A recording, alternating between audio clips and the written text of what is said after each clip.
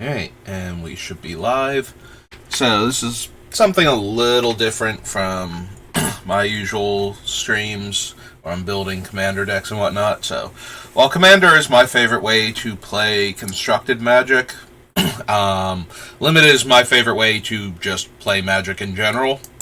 Sorry, still not over everything.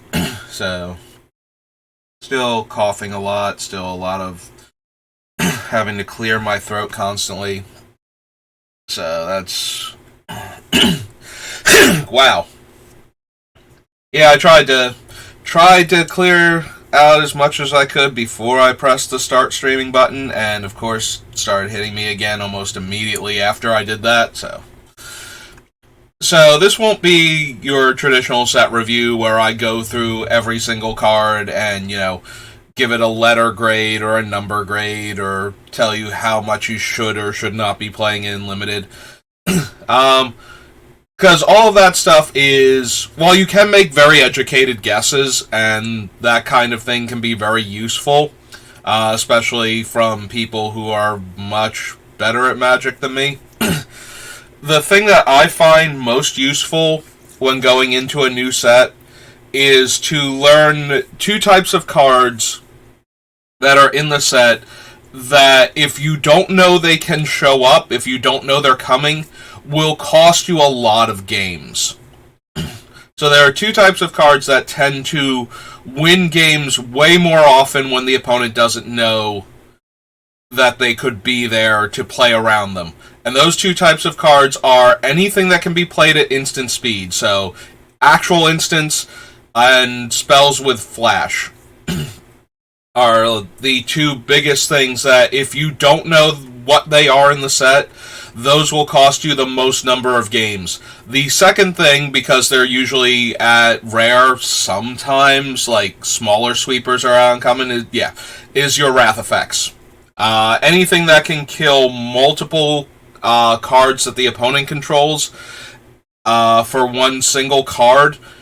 If you don't know they're coming and you get hit by that, if you play all of your things into one of those and then you have nothing left afterwards, you're basically done unless you were in a dominating board position beforehand, like life total wise. Like if your opponent was dead on board, like from every single thing you had, maybe you can top deck like a creature or two in a row and finish the job. But if your opponent stabilizes with like 10 life and now you're in top deck mode, even if you hit running creatures, if they're not good enough for what the opponent didn't play before their wrath effect that they were holding on to, you're going to lose that game. So those are the two card types that absolutely ruin players when they're new to the set. So those are the cards I'm going to be looking for. I have kind of kept up with the spoilers, but I have not looked at every single card. Like, the actual spoiler list should be complete now. There should be every card in the set. So this is the, the image gallery. So we should have every single card in the set now. So I'm going to quickly go over, I'm not even going to read most of these out loud. I just want to make sure none of them are randomly wrath effects, because we are looking for flash and instant on all of these cards. And I'm double checking to make sure none of these is a wrath effect. So, first we have Ambush Paratrooper, who is a 2-mana 1/2 flash flyer. So, again, things that wreck you when you don't know they're in the format. If you have a clear attack on, your turn, if the opponent has played 2 lands and one of them is a plains, and you're not thinking about this guy when you attack with your utility 1-power creature that's going to get in for damage, this is the thing that pops out and ruins your day. I didn't actually go over the set, so I don't know if we have, a 2-mana mana dork that has 1 toughness, but if your curve kind of relies on something like that, and you're like, well, I'm not casting anything that uses all my mana this turn, guess I'll get in a point of damage.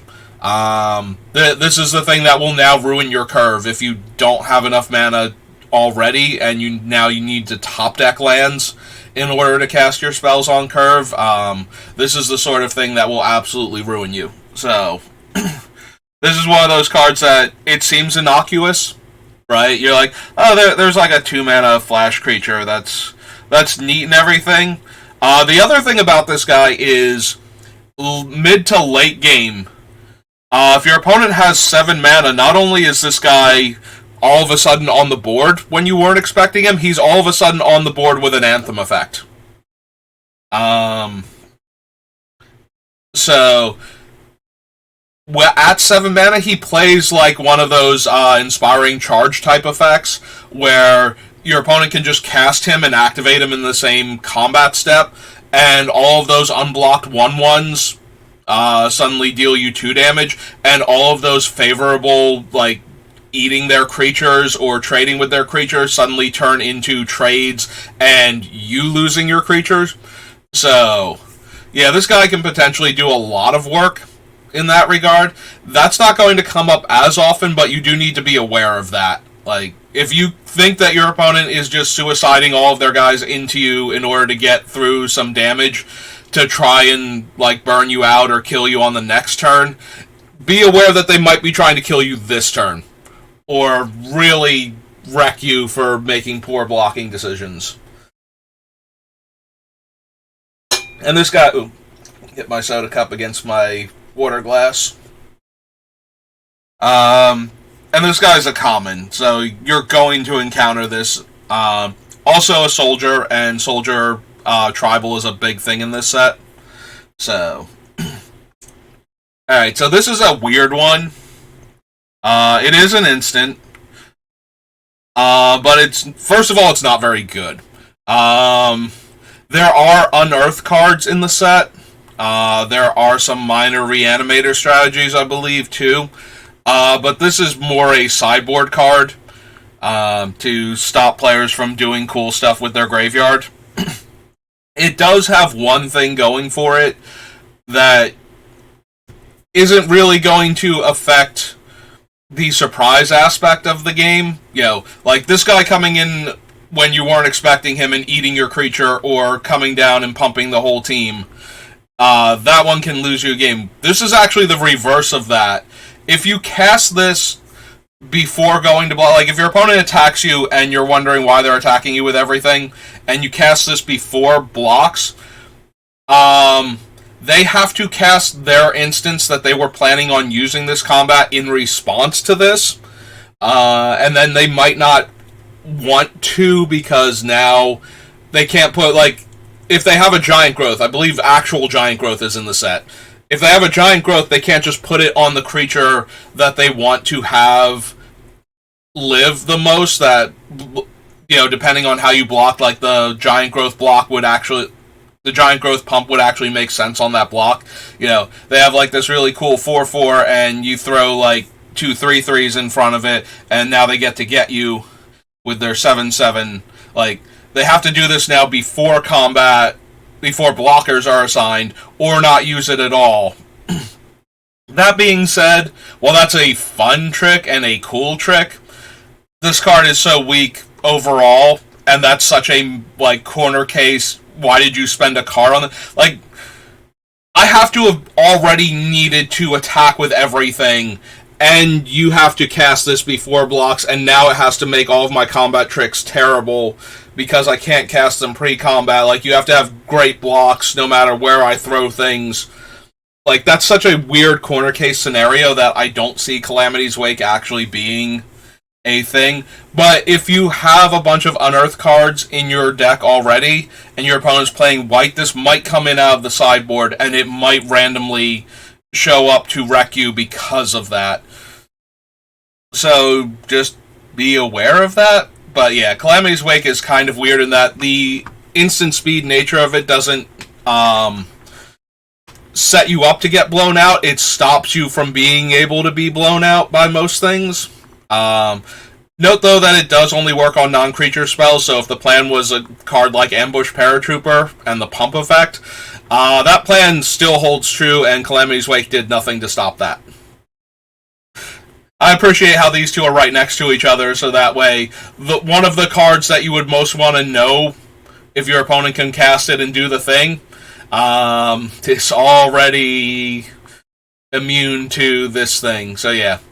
And that's like the best case for this thing, like, surprise, I'm going to win the game now, is stopping you from being able to cast your cool things after blockers are declared, so that way you can do all your pump effects. Alright, so Deadly Riposte. At least that's how I've always pronounced that word. I genuinely do not know how that word is supposed to be pronounced. I've seen it written, hundreds of times, but I never know how it's actually pronounced. But I believe it's Riposte, and not Riposte or something like that. So Deadly Riposte. This is very similar to... These things usually deal 4 damage. This one deals 3 damage and gains the caster 2 life. It also only works on tapped creatures, whereas a lot of the deal 4 damage ones are attacking or blocking. This one only works on tapped creatures. It does let you kill a tapped creature with a tap-activated ability that had the audacity to show you its cool trick. So there's that. So this is one of those ones where if your opponent's leaving up 2 mana all the time, to pass into your turn, this is one of the things that they very likely have. So 3 damage to one of your attacking creatures, so just be aware of that. If you can attack in a way that you're either losing your second or third best creatures to this effect, or you're not giving them a good way to use this other than 2-for-1ing themselves, then you can usually play around this pretty well. Or if you can get to a point where you're just constantly attacking with everything, and if they manage to repost one of your 3 toughness creatures, it's not the end of the world. Also good when you think you're up against one of these things and you have a pump effect. So, very easy to play around this one if you can sense that it's coming. And a lot of players do tend to telegraph, because you can't just not leave the man up. Unless you want to tap out and leave the other player exposed to the Deadly Riposte when you untap. Take advantage of the fact that it works on tapped creatures, not attacking creatures. So if your opponent won't attack into your Deadly Riposte for you, you might be able to trick them by tapping out for a large creature, and then having them go, oh, well, now it's safe to get in with my evasive threat creature this turn because they can't do it. Well, if they're playing around the wrong type of card, now Deadly Riposte actually manages to kill their thing. And if they are playing around Deadly Riposte, then they're not going to be able to attack with their guy anyway. But yeah, this is one of those ones where it's not the biggest deal. Just be aware of its existence, so that way you don't... if you're leaning pretty hard on your 4/4 or 5/5 on the ground to stop your opponent from having great attacks and or to let you get in for damage, just be aware of this card. If you're okay with your opponent 2-for-1ing themselves to get your large creature off the table, then you can play into this thing. If you're not okay with that, if losing the 5/5 to their 3/3 plus their combat trick is really going to destabilize your board and give them a chance to get back into it, maybe don't expose your 5/5 to this, because it can block forever, and this thing can't do anything to it. It's only when it becomes tapped that it's an issue. Also, because of the way it works, it's only when it becomes tapped while they have mana available and can do the rest of the damage in combat. So... good old Disenchant comes back. Very artifact-heavy set, it feels like, so this is going to potentially be a premium removal spell. All of the prototype creatures are vulnerable to it. A lot of the soldiers are artifact creature soldiers.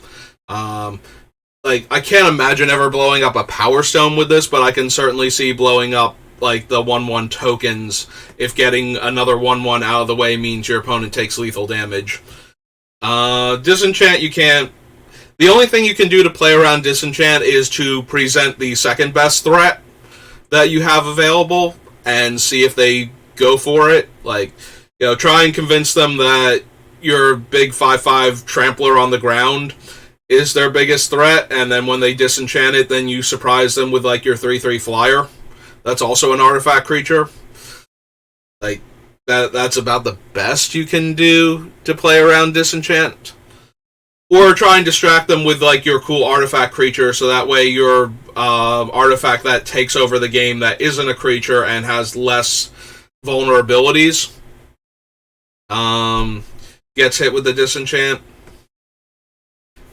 Yeah, I think disenchant is going to be one of the more high-end removal spells. I think if you're playing white, you're going to want at least one disenchant. I think it's going to be too hard to build a really good deck that doesn't have valid disenchant targets, and once you have valid targets for it, there's going to be a lot of other incidental targets. Like, if you're disenchant, if the best thing it can do is kill an opponent's like 2/2 or 3/3, that's usually like just okay, especially if they only have a couple of actual things that are vulnerable to it.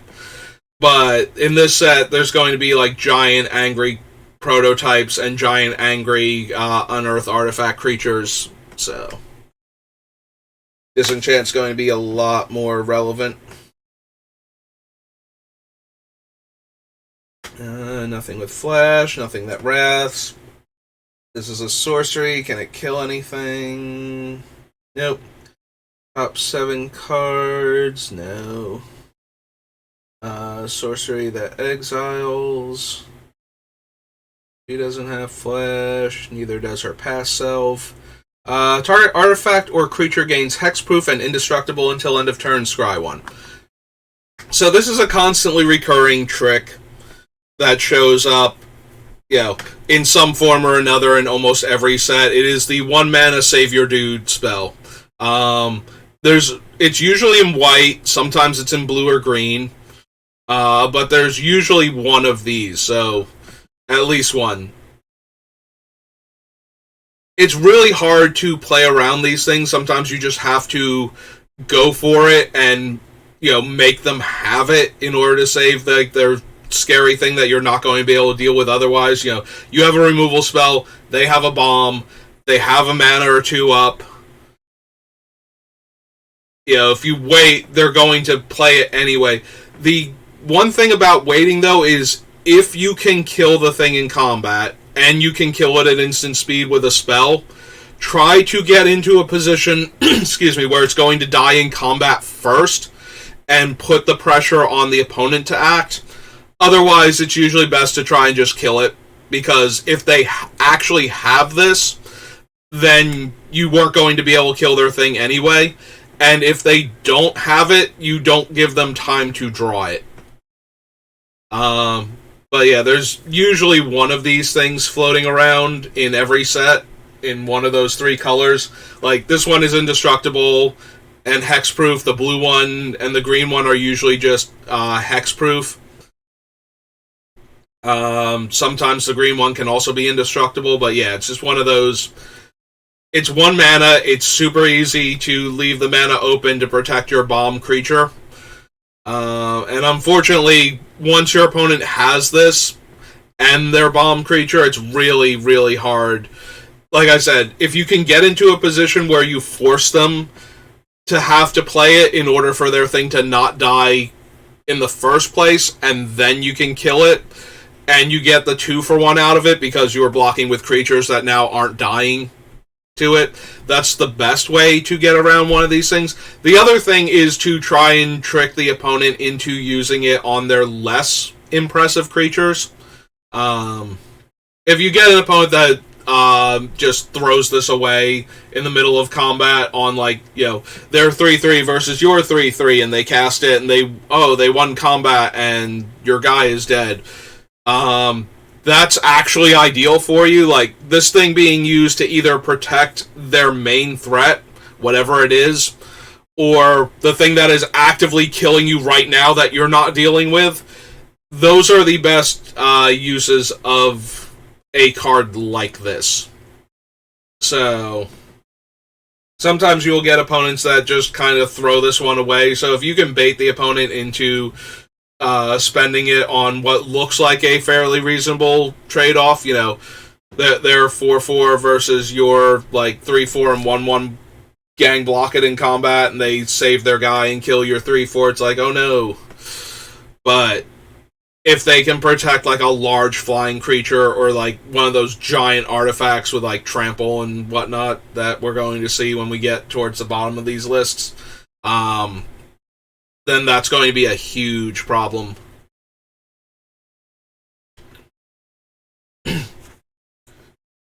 Makes a bunch of dudes. This is an enchantment, and yeah, it doesn't do any wrath effects. Flash enchant creature enters the battlefield. Enchanted creature gains first strike until end of turn and gives +1 power. Alright, so this says it's an aura. This is almost entirely an instant speed combat trick. The +1 power is nice if the way is clear now for this creature to get through, but the entire power level of this card is front loaded on the comes into play at instant speed. So this is another common thing that shows up in every set. Usually this one's red. It can be white though, obviously. So this is the and gains first strike, which basically lets you win a combat. Like, your opponent double blocks, and you play this, and you kill one of their creatures, and now the other one can't kill it by itself anymore. That's why they double blocked in the first place. Or, you know, you attack with your 3-3 into their 4-4, and they're like, well, I'll trade it for your combat trick, and you don't even get to trade it for the combat trick. They get the power boost permanently.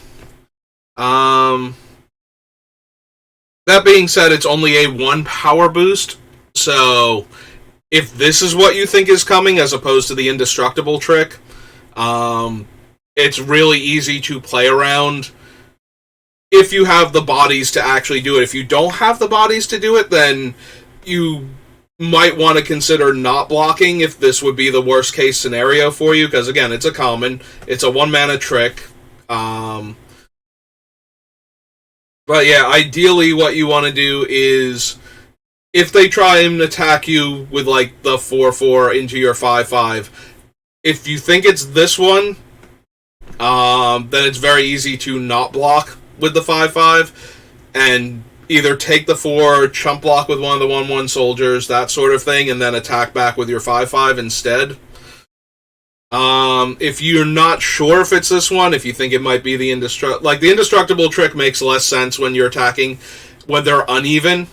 Like, if they're attacking their 5-5 into your 5-5 and you don't know if it's this or the indestructible trick, they're both functionally the same at that point. Like, you will lose your guy, they won't lose their guy, so just approach it like that. Like, it doesn't matter which 1 mana trick it is, it just matters that it would save their guy and you would lose yours. So try and look at it that way. Yeah, attacking with slightly smaller guys makes it this. Attacking with the same size or larger, once it gets larger, then it's the other one, giving it indestructible most likely, unless the double block is your only means of killing it, then it goes back to being either or. But yeah, this one is a lot easier to play around than the other one. The other one is actually makes it harder to play around this one because you're expecting it to be the escape, and then it turns out to be this one instead.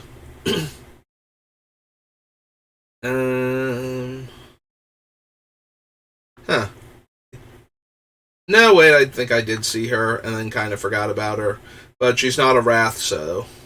Yeah, I don't know what exactly she's doing, but I have not seen the destroy anything yet. It just makes dudes and stops opponents from doing things.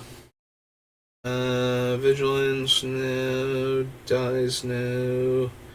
Giant creature. Gonna guess this is a pacifism? Yeah. An arrest, actually. Returns things? No. Return target artifact. Save combat. About Flash. Exile target non-land permanent. For as long as this card remains exiled, its owner may play it. A spell cast by an opponent this way costs 2 more to cast. Alright, so this is a super weird one. But its basic game text is a flicker effect. Like, you pay the 2 mana, you exile the permanent, and then it can come back later. It does require mana to come back, and more mana than was spent to cast it, but the primary function seems to be a flicker effect. So the 2 ways that this is going to work is, 1, you can save your creature from your opponent's removal spell by exiling it, and then recasting it later for 2 extra mana.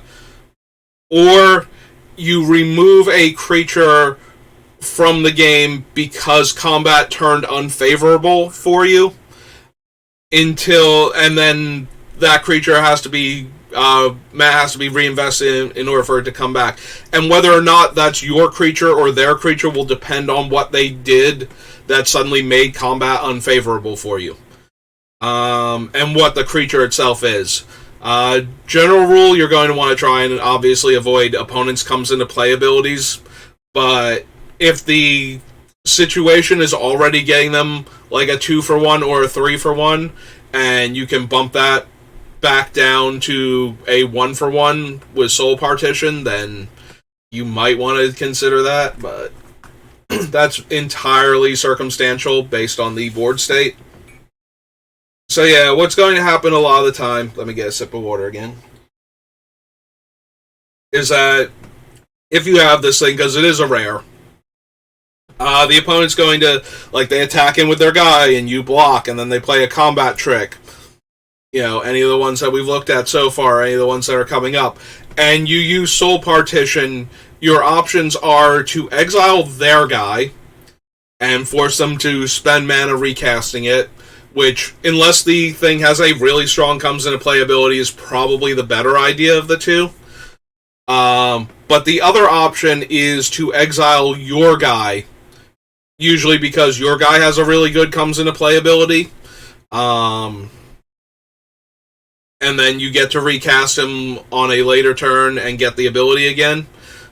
And it stops the opponent from actually hurting you with the cards that they were going to do. So now they've spent their combat trick and their guy didn't kill your guy anymore. But yeah, it's going to be what you're going to use Soul Partition to do for the most part. Now, yes, you can just use it to effectively flicker your guy with a cool comes into play ability or something.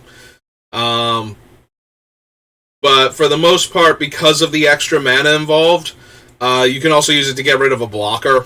You know, cast it when your opponent can't flash in their guy again. Like, if their guy doesn't have flash, they can't cast him during your turn or during their own end step, so you just exile their guy, and it doesn't matter that they can recast it for 2 more later on. They can't recast it now, and you get to get in for lethal damage, so... So yeah, Soul Partition, very weird, but at the end of the day, it's, you know, an instant speed blink a creature, so... That's all... So you play with it the same way you would, or play around it the same way you would. This is another thing that makes double blocking terrible, because one of your guys just wanders off and then the other one dies horribly in combat, and then you have to spend a ton of mana to get your other guy back. It's not as bad because you don't lose both creatures, but you lose whichever creature they didn't phase out, and you have to spend more mana in order to make your guy function properly again. So it does have a bit of the tempo to it.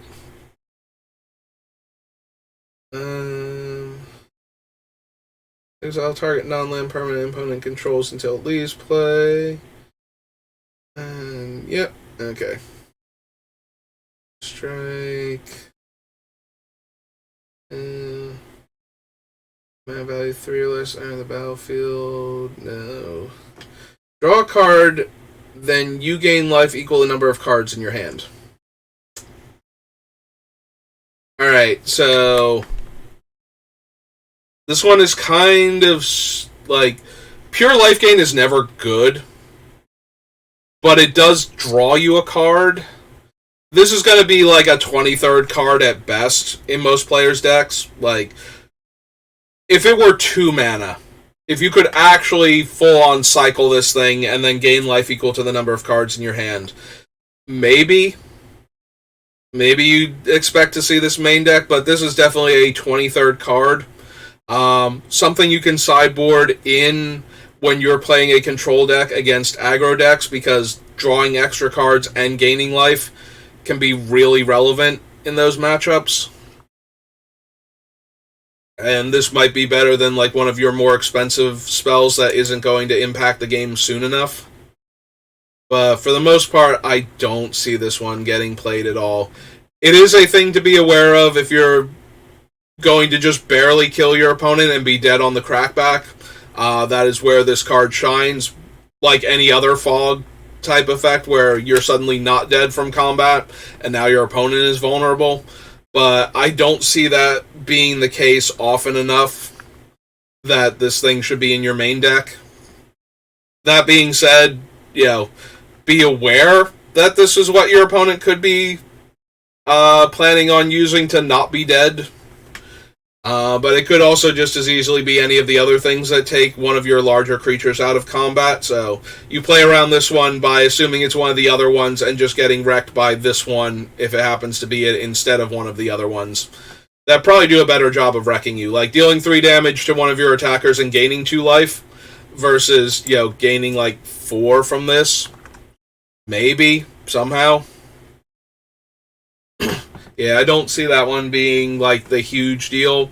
It's just another instant that can... Like, it's another way they could be alive afterwards, but a lot of the other tricks would also let them still be alive. So, Union of the Third Path is not the one you need to be playing around. You need to be playing around the other ones, because playing around most of them will still let you live. Like, Union of the Third Path is not saving any of their creatures, it's not adding damage against you, it's just giving them a little bit more life than you thought they would have, and letting them draw a card. So, like I said, I could see this being a 23rd card if your deck was not great, and you just needed like 1 or 2 more cards to fill it out. Like, cycling for 3 mana is brutal. If it cycled for 2 mana, I think I would run it like a little more often. Like it's still a 23rd card, but I'm even less ashamed at that point to be running it. Like 2 mana, draw a card, like gain 3 or 4 life is a perfectly reasonable thing. Like I've run Renewed Faith, I think it was. I ran it more in Onslaught than I did in a Monk Hat, but I did run it. Where you can cycle it and gain 2 life. And I did only run it for the cycling side of it. Like, I never ran it with the idea of, I'm going to cast this and gain 4 life. It's like, no, you run it because it thins your deck and you get to gain some life while you're doing it, and you get to trigger all of your cool when you cycle a card things.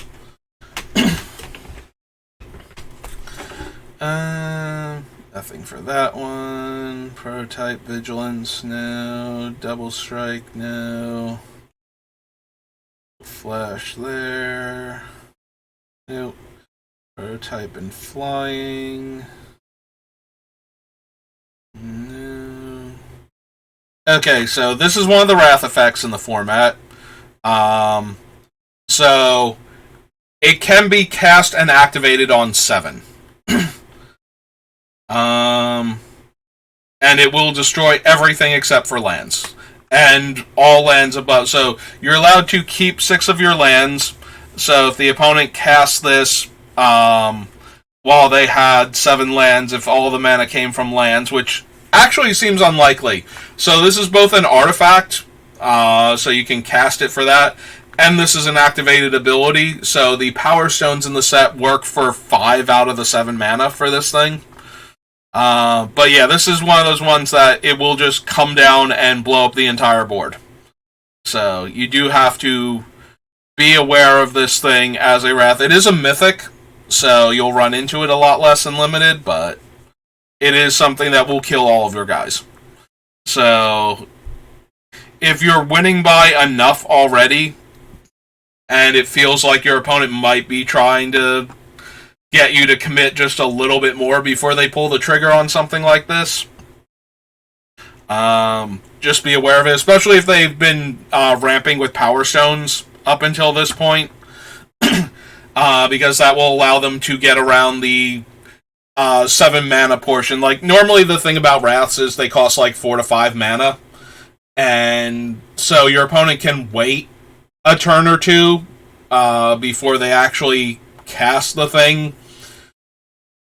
On 7 mana, you're normally going to have to cast this almost immediately if you're behind and activate it.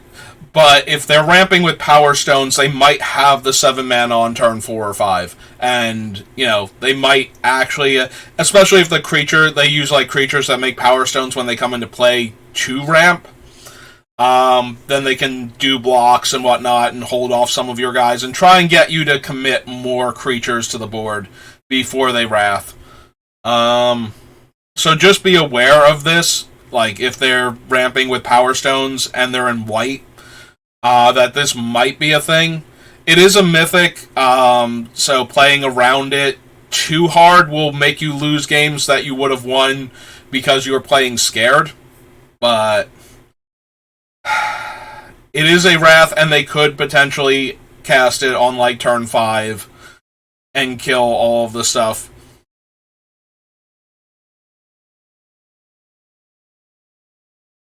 Yeah, the Planeswalker text, I'm reading like the Planeswalker text after that. If they have a Planeswalker to go get after that, good for them. They won. They did it.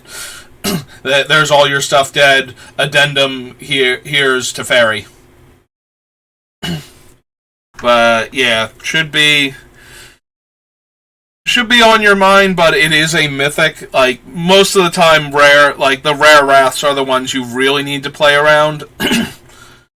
But just be aware of this. If you're used to playing against Wraths, if you know what the setup looks like, then you should be able to get a sense when your opponent is trying to get you to commit. They have all these cards in their hand and they're not playing anything. Is usually like one of the signs. Also, they're making really underwhelming plays. If they're on 5 mana and their best play is like a 4-drop 2/3 that has an ability against like your army of stuff. Sometimes that's a player's best play, and sometimes that's I have to do something, or they might not commit more cards to the board, and this lets me soak up a little bit of damage, since I'm not playing the Wrath right now.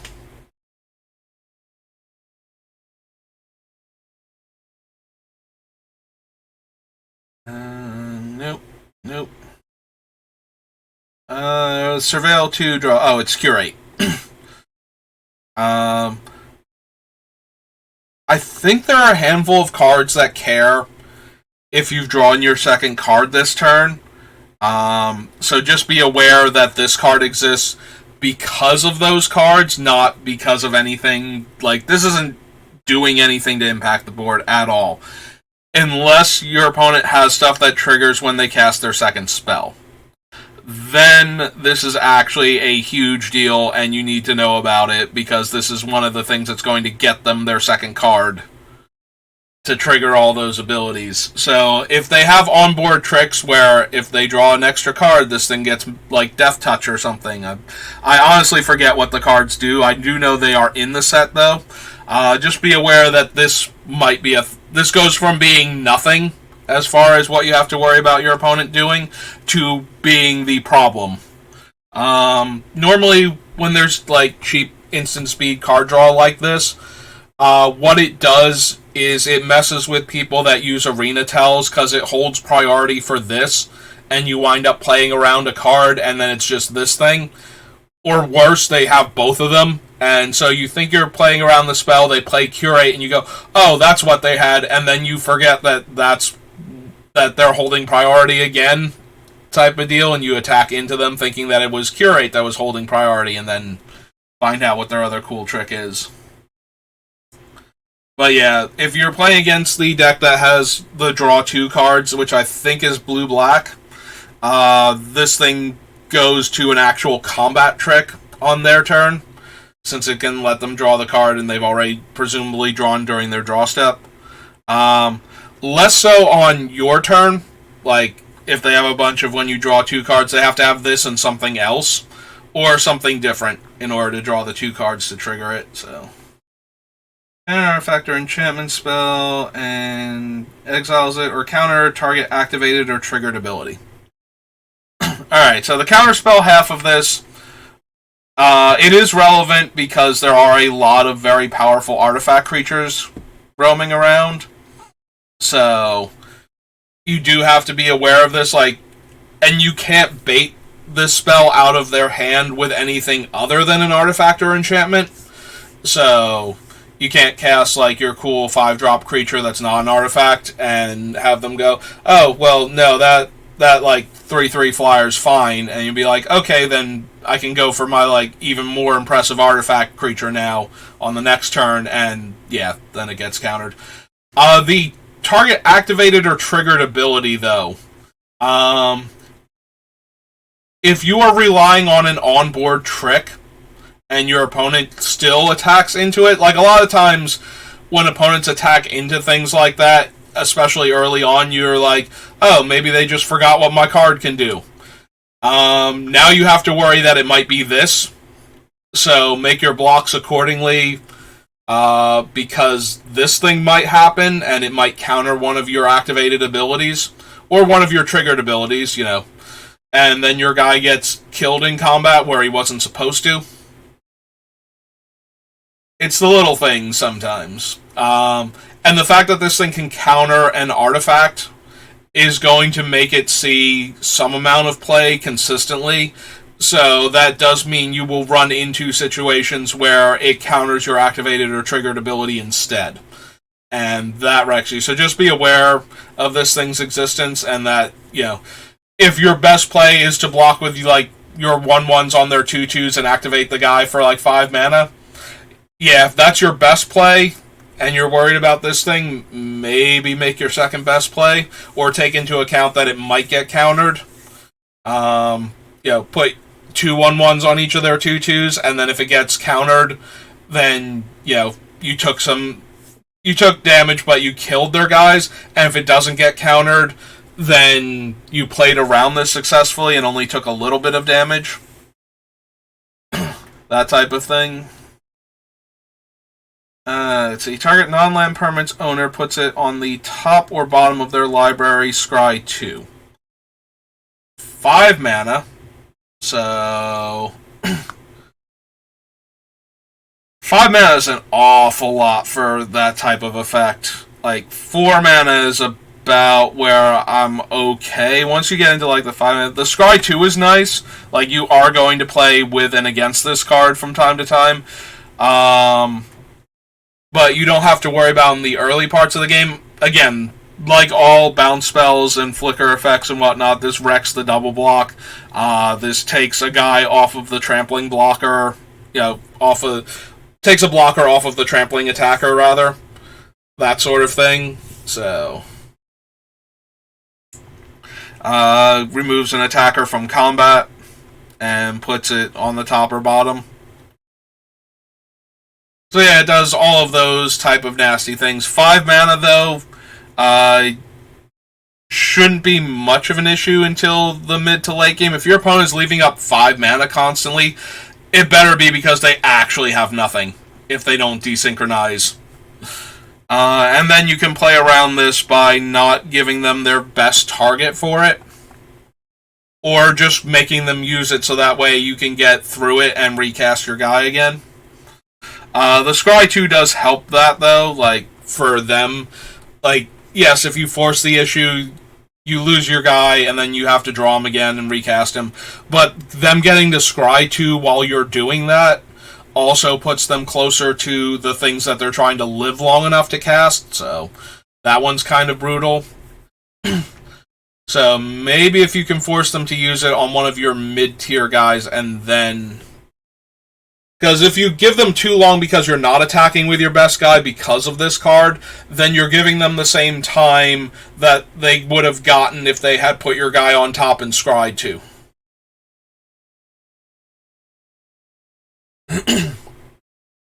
So you can accidentally give them what they wanted from the desynchronized by playing around the desynchronized, weirdly enough. Like, if your giant guy is not attacking, and they get more time to look at their cards, then it's the same as if they had put your guy on top and scryed, except now they still have the card to work with later on when it becomes important. So you do want to be careful that you don't play around this and wind up giving them everything they wanted without them having to spend the 5 mana on it. No. Mill 3. No. Whole bunch of card draw. Again, this one doesn't matter unless the opponent has any of the when you draw your second card triggers. As long as it's your turn, the spell cost... Oh, as long as it's not your turn, the spell costs 3 more to cast. Return all non-land permanents to their owner's hand and end the turn. So this thing has a monster casting cost. Like, casting it on your opponent's turn makes it cost 10. And that is ideally when you would want to do it. There's not much playing around this card, though. Trying to play around this card is like trying to play around the overload, bounce everything your opponent controls for 2 mana. Like, it starts off at 2 mana, then the 7 mana is the overload. Yeah, playing around this thing is like playing around that Cyclonic Rift. You don't. You either kill your opponent before they can cast this thing, or they cast this thing and absolutely ruin you. Those are your 2 options. Yeah, there's no real setup. Fortunately, like I said, it's 10 mana in order for them to do it on your turn. And if they do it on their own turn, like, that's way better for you, because then you get to redeploy first. And you can decide based on what they had previously, like, do you play your large flyer? No, they can play chump blockers for that and develop out their boards. Like, okay, then you play a bunch of, like, mid-sized ground guys first, so that way they have to, like, get into combat with them, and then you deploy the large, you know. When you get to go first, you know what they have, what they had to work with for the most part, like what was in their hand. But if they get to do it first, also, because it ends the turn, that player, the active player, will have to discard down to 7. So you will only get to keep, you know, whatever you had in your hand, like the 7 best ones, and the rest of them all have to go.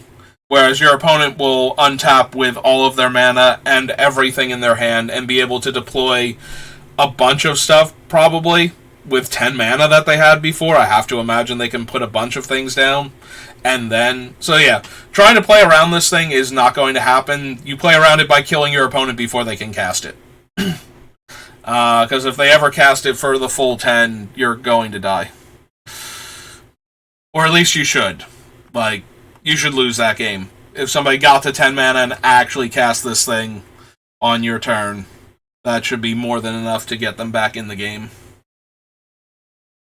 And stuns them. Keeper of the Cadence. Flash flying, enters the battlefield, create a tap Power Stone. 5 mana, 3/3 flyer. There have been a bunch of these in the past. So, opponent is holding up 5 mana, so it could be this thing, it could be the Desynchronize,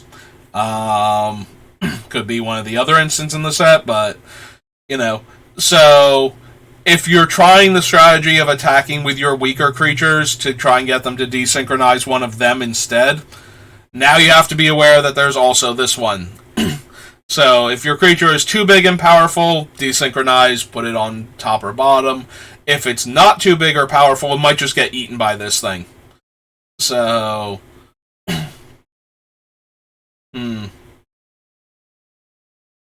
I mean, I guess you play around them, but like I said, if you wait too long on attacking with your bigger guys, since you get to choose where it goes, right? Desynchronize lets you choose top or bottom. Unland permanents owner, yeah.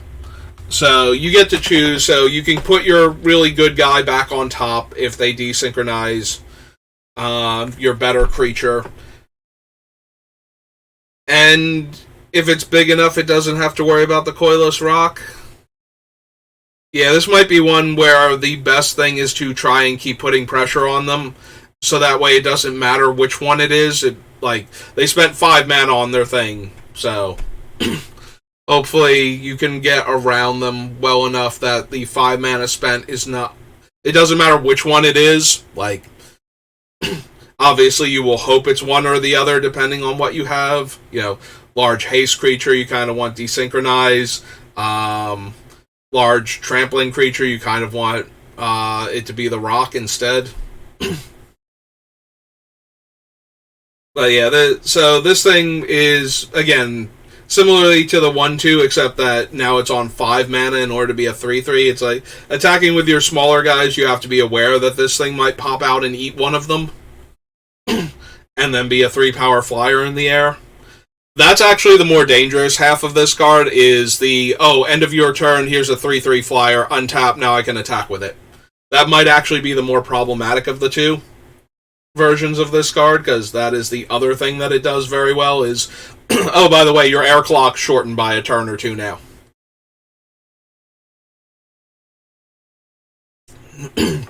Which is, really bad when you only had 1 turn left to begin with.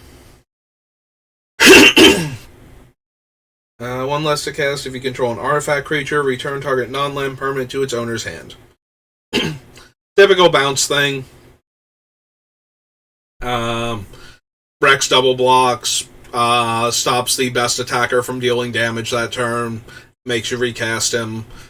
Saves their guy from a targeted removal spell, or a board wipe for that matter. It's safely tucked back in their hand. So it does all of the things that Unsummon normally does. And it's only Unsummon if they have an artifact creature. If they don't, it's whatever the 2 mana one is. Not quite Hoodwink, but that one. Alright, this is the Omniscience variant. Okay. Counter target artifact or creature spell unless its controller pays 4. Yeah, say it. Like, normal mana leak. Flying, no. Sorcery. Draw 2 cards and discard a card and create a tap Power Stone. Okay, so this is the one that works. Doesn't matter whose turn it is. You're going to get your I drew a second card triggers. So this is the one to be playing around if your opponent is on that strategy and you're about to be attacking into them. This is the one that you have to actually be worried about.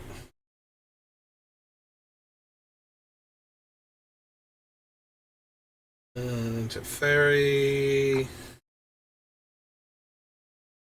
Draw your second card each turn, put a 1-1 counter on Thopter mechanic, and when it dies, create 1-1s based on... Oh no, it's just a 1-1. I thought that was going to be based on its power or something, but apparently not. Although it does start off as a 2-1, so as an uncommon, that would be ridiculous. Okay, so there's one of our draw 2 payoffs where the creature can suddenly, go from getting eaten by a 1-1 to eating the 1-1 and surviving. Yeah, instant. Creatures you don't control get -2 power, tap Power Stone, tapped Construct, scry 1, then draw a card. Alright, so the only real dilemma with this one is the -2 power. A lot of the commands were kind of underwhelming this set, which I think is still okay, because the older commands were all insane. So I'm not surprised to see a slightly depowered set of monocolor commands this time. Like, I still think they're playable, and because of that, all of your creatures suddenly getting -2 power is the biggest problem with this card as far as ambush factor goes. And then the draw card, the Scry 1 draw card, actually becomes the second because of the draw 2 mechanic in the set. or sub-theme for blue-black. But yeah, all of your guys suddenly getting -2 power and not being able to kill your opponent's things in combat. It is a rare, so at least when you get blown out by it, it's going to be less likely to show up. So you've got that going for you. Playing around the -2 power, first you have to get a sense that this is the card that you're playing around, as opposed to any of the other combat tricks. Because playing around all of your guys suddenly losing 2 power on either offense or defense is really hard.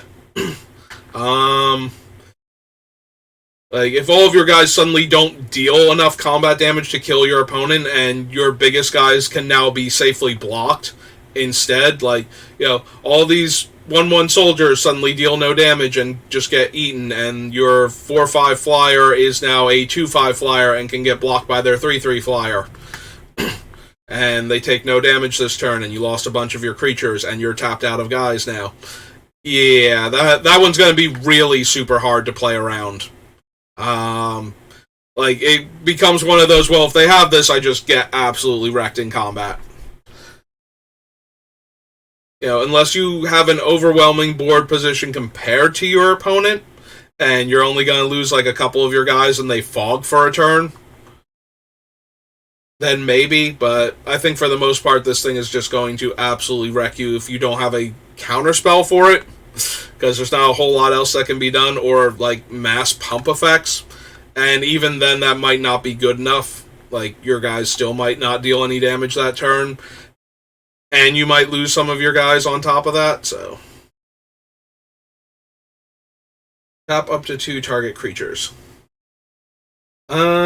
Yeah, cancel with a very real secondary effect. Like, there have been tons of cards like this. This is just one of those, oh, you thought you had blockers? Well, now you don't. Like, you attacked me and left back the creatures that you would need in order to block my counterattack and not die while still putting pressure on me. Well, now I tap your last 2 guys and I actually get through for lethal. That is unfortunately what these cards tend to do. They are also okay tempo plays. Tap down your guys when you go to combat, and now I get to untap and attack you for damage, and then play another defensive creature, so that way when your guys untap next turn, they can't even attack successfully anyway. And stapling that to a cancel just makes it that much better of a card.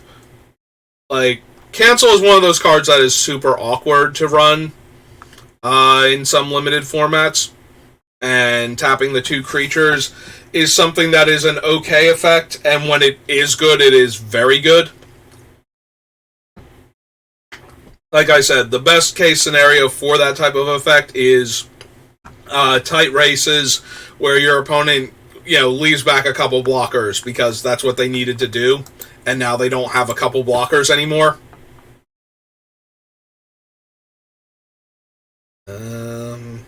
Flash and Flying, 2 mana, 2/1. Enters the battlefield.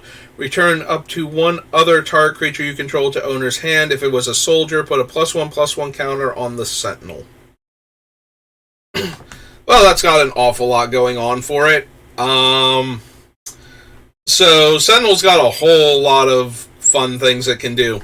First and foremost, you can block with one of your guys, and then flash in the Sentinel to bounce your blocker. If it was going to be a chump block, it can bounce the comes into play, like the good comes into play ability creature to get another trigger of that next turn. It is also a 2 mana, 2 power flyer that can suddenly appear on the battlefield, or a 3 power flyer. Like, that thing is actually genuinely terrifying on turn 2 if their turn 1 play was a soldier.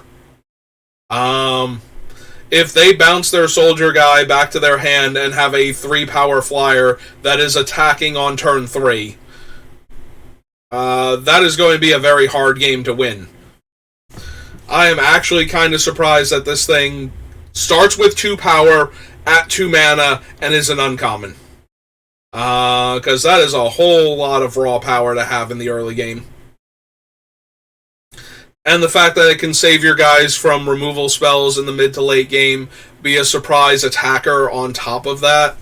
Yeah, this is one of those things that, if it's played offensively enough, it doesn't matter that it had flash, it's just going to tear you apart. But the fact that it has flash, and can therefore be doing all the other cool things that this ability grants to it, wow. This might be one of the more chase uncommons in the set that you're going to want to draft pretty early and pretty highly, I feel like. This seems like a really, really strong ability. Yeah, that might be one of the more dangerous flash creatures in the set. And like I said, it also has the utility of, oh, my guy's being targeted by removal, well, I guess I'll save him then. Double blocks are bad for me. Okay, I'll bounce my guy back to my hand then, and you just put two of your blockers on this thing instead of my other creatures, so they got through for damage. And again, if it's bouncing a soldier, and this thing becomes a 2-mana 3/2 flyer, on top of all of that... nope.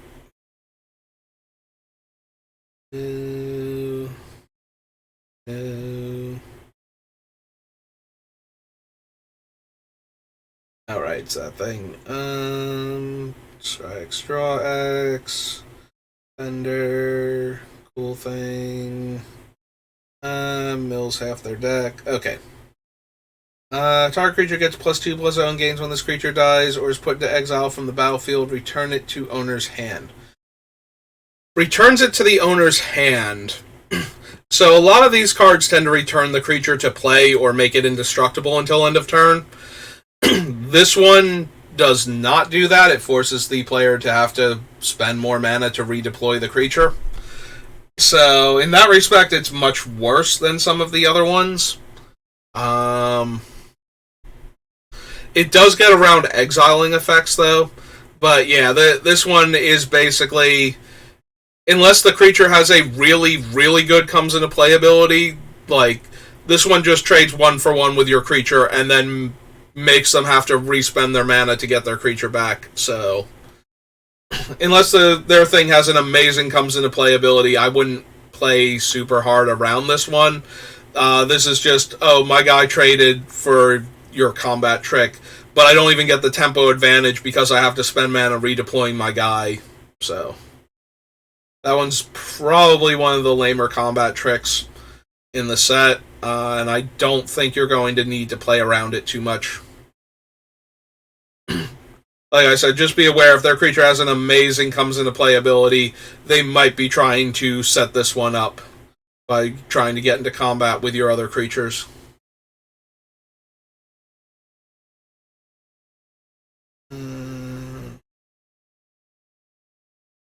Oh, it's corrupt. Yeah, I'm like, wait a minute.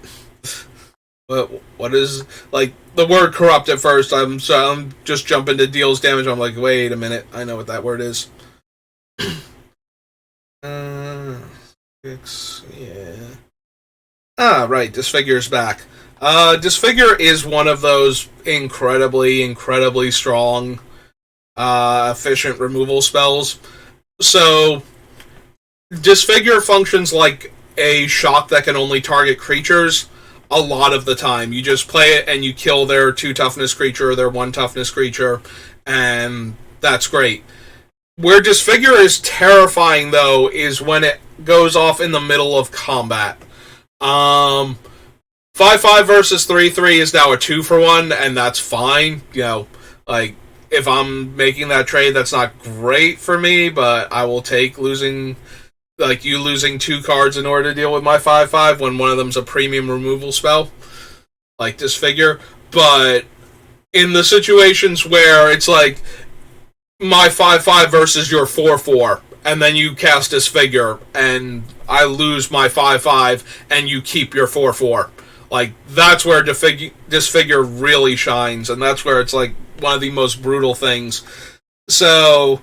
Fortunately, a lot of players fire this off early to kill evasive creatures like small flyers and really strong utility creatures. But it is a thing that will kill you in combat if you're not careful.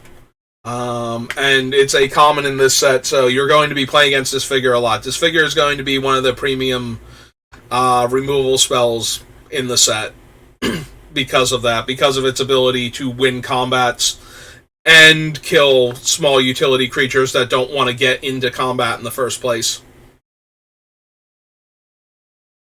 So just be aware of this one, like, try to avoid that situation where, your 5/5 is hitting their 4/4 and they have, like, black mana open, because this figure is going to absolutely ruin you way more than the other things would. Like, at least with the other thing, like I said, they might kill your guy and keep their 4/4, but now their next turn has to be replaying the 4/4 and it can't attack, and yeah. And instead, this thing just lets them kill your 5/5, keep their 4/4, and attack with it next turn. So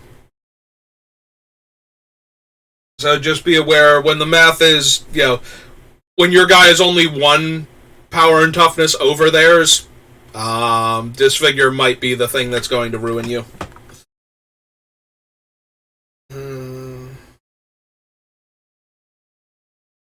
Reveals their hand, no. Draw cards, there's Gix. Reveals their hand, no. With power 2 or less. Okay, so this is a pseudo wrath effect. It kills all little creatures in play. The person casting it can choose to save one of their 2/2s by making it a 4/4, or 1/1 by making it a 3/3. It does only affect smaller creatures, but if you have a swarm of 1/1 soldier tokens that aren't getting buffed by things, just be aware that you might suddenly lose your entire army to this thing. And then it has other modes too, so, it's not like somebody's going to open this and not run it when they can get 2 guys back from their graveyard, or have an edict effect or a pump effect on their guy. Like, there's too many modes on this thing that are good enough that they would not be running it, in the first place. So the fact that it can kill all of your soldiers is just kind of gravy at that point. I have to imagine the 2 counters, the getting your 2 guys back, and or the opponent losing their best creature, are going to be your choices almost every time. But yeah, if your opponent has an army of 1/1s, destroying all of their creatures functionally, or at least all of their little guys, probably going to be good enough.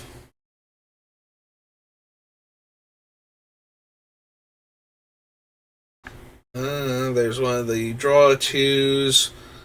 I mean, that's not really as much a combat trick ability, though, whereas the other one actually got a 1/1 counter on it.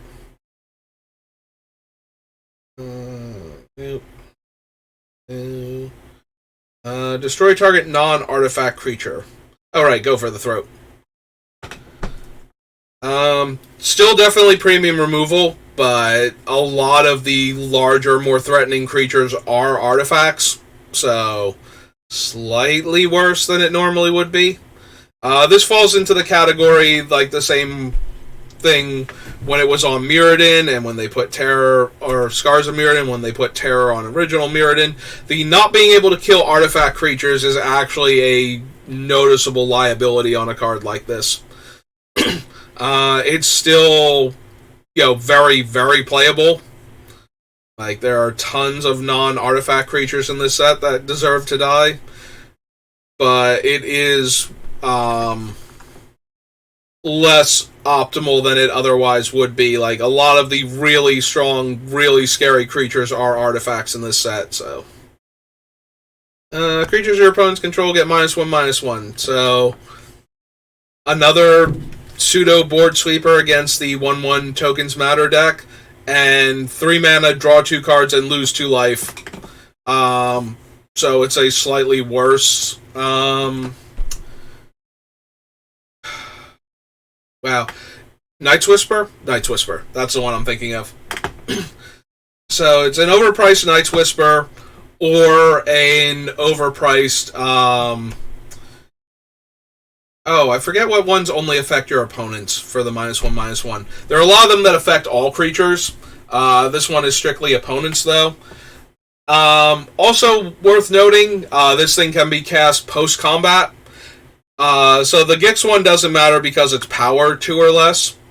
But this one gives -1/-1, so they could theoretically play it pre-combat to make your blocks terrible. They could also play it post-combat to make your blocks retroactively way worse than you thought they were.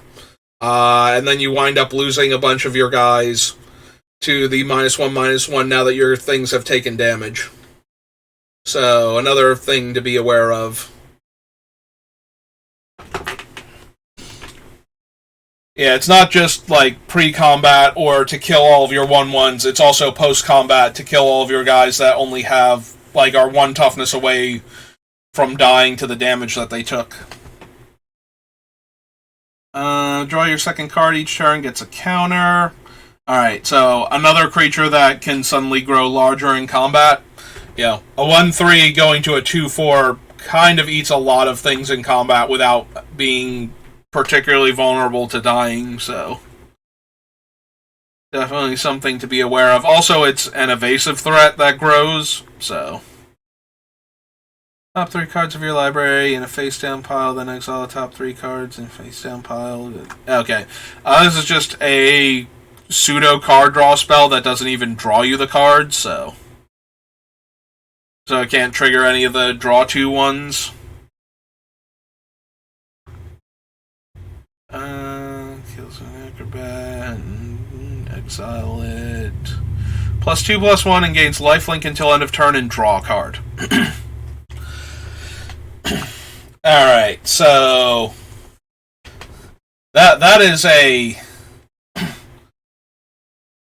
lot of different things going on. So +1 toughness means that, you know, 4/4 versus 4/4, yours will live. +2 power means that now your 3/3 can take down a 5/5. Lifelink means a large life swing because of the extra 2 power on top of the creature's existing power. And draw a card means that you're not even spending a whole card on this thing, you're just spending the mana on it. I mean, I've seen a lot worse combat tricks. The 3 mana is a bit rough to just have in a lot of combat situations, especially defensively. But offensively, this thing is threatening to do a lot of work. It is only 1 toughness boost, so, you know, take that into account when assigning blockers to the creature, but you are probably going to lose, like, your better things. Like, as long as you're not playing around +2 toughness, you know, putting your 4/4 on their 3/3 and having this happen is, you know, bad, but now it's a trade. So it's 2/1. It's a 1-for-1, and then they spent this card, but they drew a card. So they gained a bunch of life, and it winds up being a 1-for-1. But if you lose, like, your 5/5 to their 3/3, it's still a 1-for-1, but now they've traded up a lot more, most likely.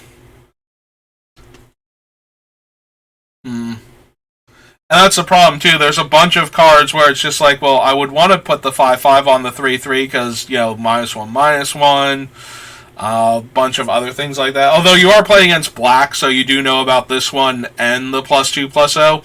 But this one scares me a lot more than the +2/+0 and get your guy back one does.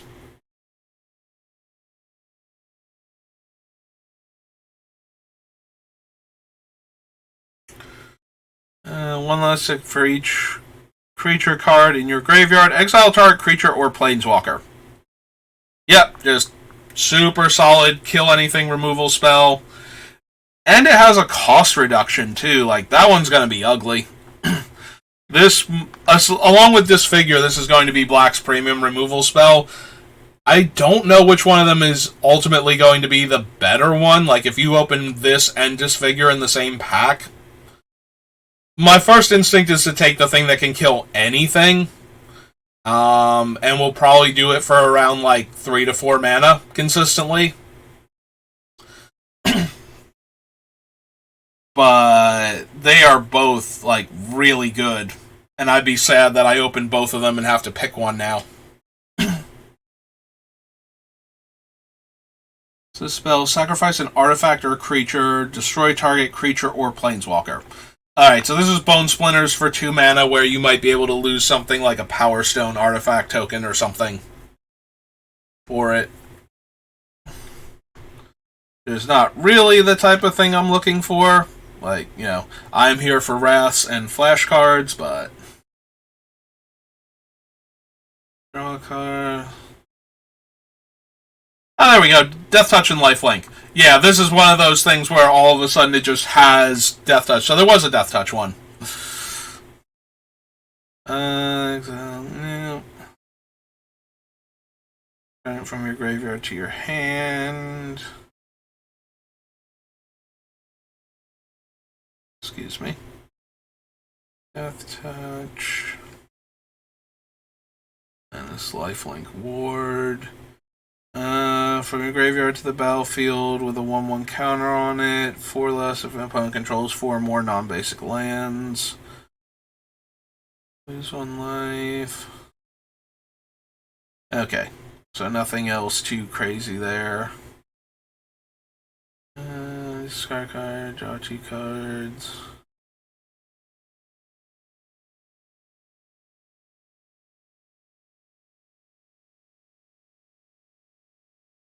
Dies 1/1 soldier.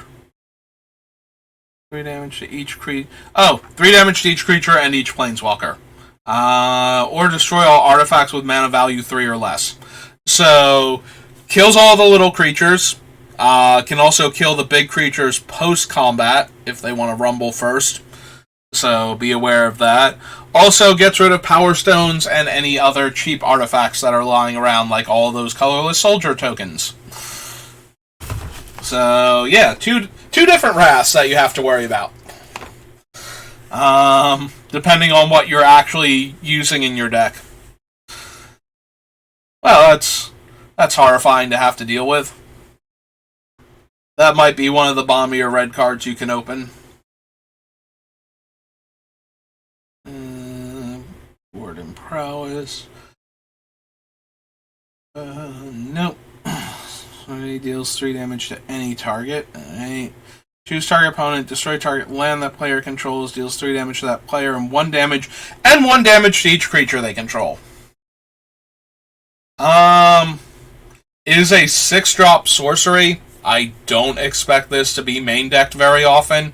Destroying a land at 6 mana is kind of whatever. 6 mana to deal 3 to your opponent's face instead of like 5 is also kind of whatever, and dealing 1 damage to each of their creatures is very whatever. Like, all of this individually is super, super mediocre. This is like your D minus card. From the sideboard, though, like, if you have a lot of 1 toughness creatures and your opponent's in red, they might be, it might be worthwhile to them to put this in, so be aware of that. Like, this might come in and out of the sideboard as a desperation move to kill a bunch of your 1 toughness creatures and dome you for 3 in the mid to late game. Gains double strike, haste,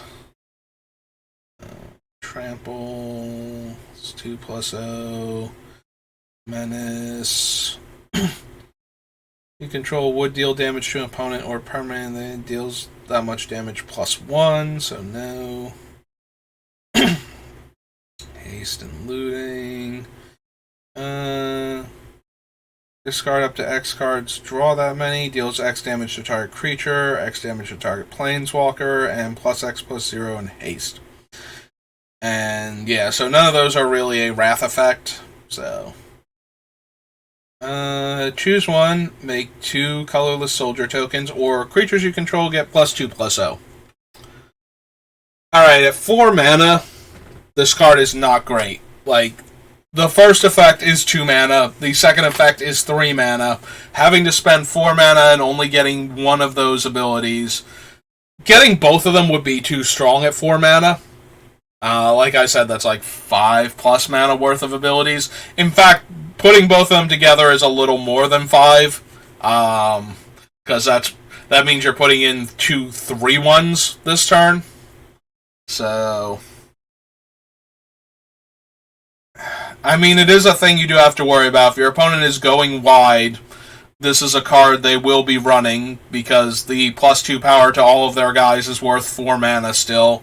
If they have a ton of 1/1s, and the fact that it can become 2 1/1s when their go wide strategy needs more bodies and not so much more pump is also a thing.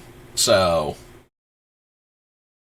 yeah, something to be aware of when your opponent has 4 mana, but it's only going to let them trade up with their guys, like, you know, they're 2/2 on your 3/3. Now it's a 4/2 on your 3/3, and they get to trade instead of just getting eaten.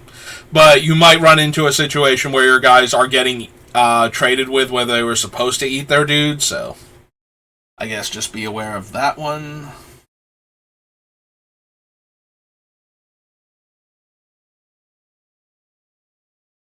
All permanents, okay. Artifact, sacrifice a creature, deals damage equal to the sacrificed creature's power to any target and draw a card. So, fling for 2 extra mana, but you get to draw a card. Potentially very dangerous with a lot of the high power creatures running around, since, you know, there are tons of good artifacts. Also super dangerous if they unearth one of the larger, more threatening creatures and then use this to throw it at you afterwards.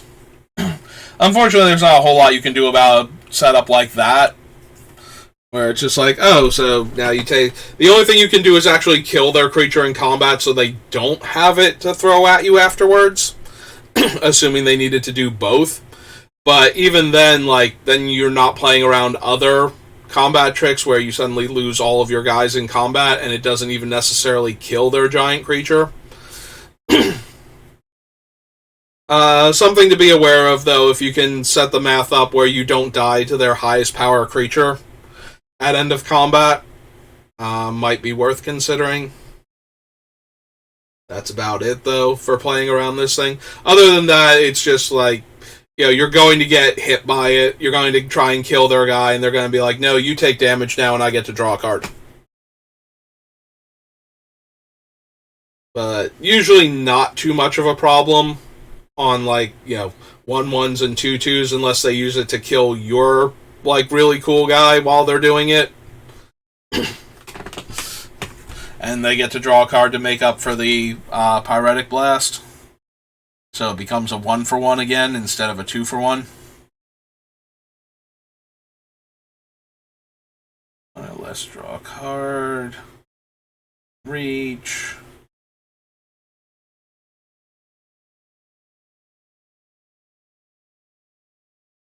Oh, something. Enters the battlefield, mill 3 cards. No.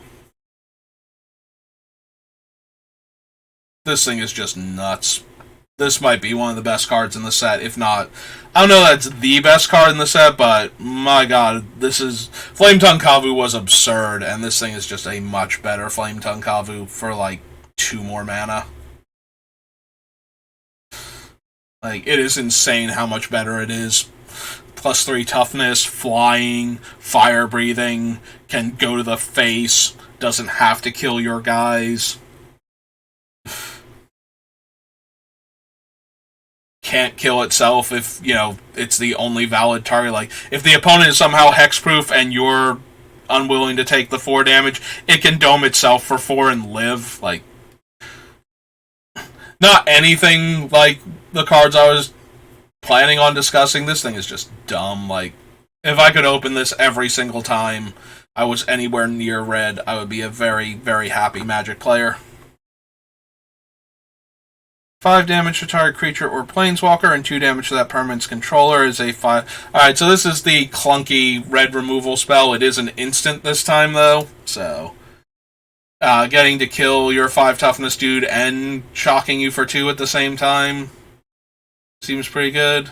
Hey! Remember when I said that effect was normally in red on the +1/+0 and first strike in Flash Aura? Well, here we go. 2 mana, +2, first strike, and trample. So the first strike is problematic because they are going to win combat and kill your guys. The trample is problematic because if you just put like a little guy in front of them, now you take massive trample damage instead. So it's very much a lose-lose with this card. The ideal situation is putting small creatures on small creatures and losing your small guy and taking damage. That's probably going to be your best bet. Hope that they spend this card trying to win that combat rather than the one later on where they're attacking with an 8/8 artifact creature that got ramped into with Power Stones. Or cheated back into play with a reanimate spell. After playing it for its prototype cost and getting it killed in combat.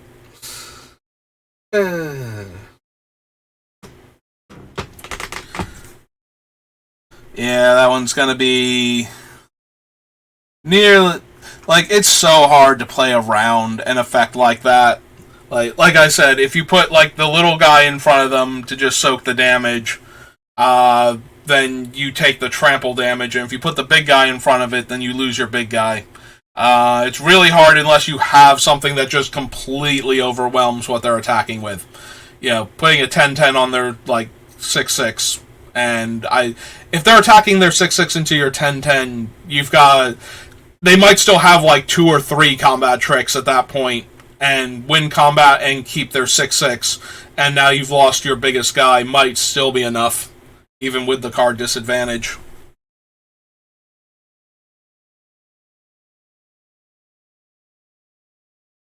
For haste, 5/5 flying. Menace and Unearth, Trample. No. Trample, Haste. Hey. What have we got in green?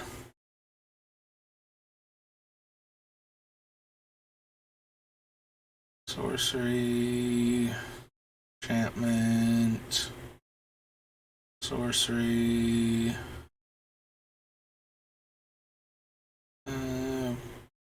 Yeah.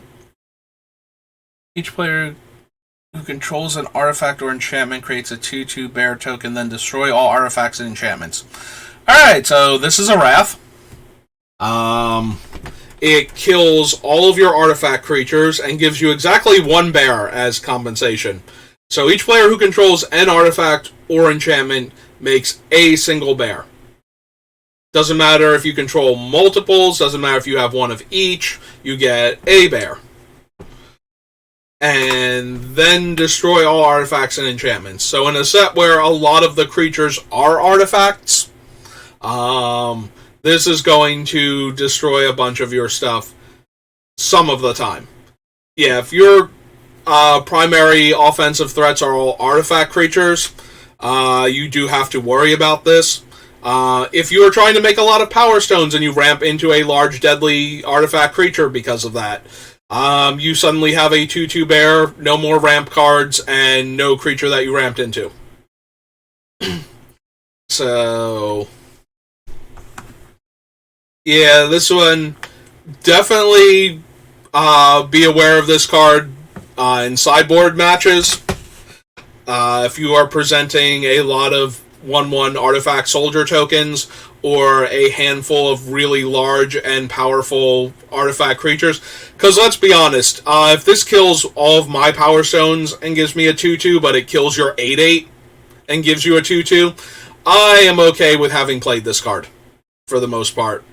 There's not a whole lot where I'm gonna be like, well, I lost some artifacts too, but either this thing was 100% worth it or I didn't cast it. So, and if the opponent is presenting a whole lot of very powerful creatures that can get killed by this, or a very go wide strategy that can get killed by this, either one is fine with me. Makes 2 Power Stones, gains life.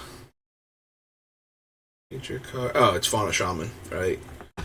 Gain 1 life for each creature on the battlefield. Prevent all combat damage that will be dealt this turn by creatures with power 3 or less.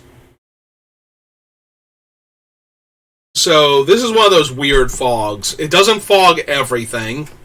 It ruins go wide little creatures while not doing anything against go tall large attacking creatures. So that's kind of interesting. Especially since it's a green fog effect where, green traditionally has them, but white can also have fogs from time to time, and blue can have variants.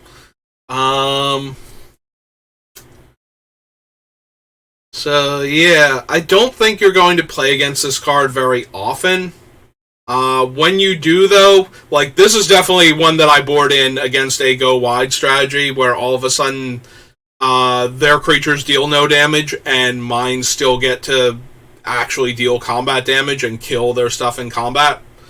If I get to eat a couple of the 1/1s, gain a whole bunch of life, and take no damage that combat, I'm definitely interested in boarding this in. In best of one, though, I feel like I'm not going to run this very often unless the go wide token strategy is the strat.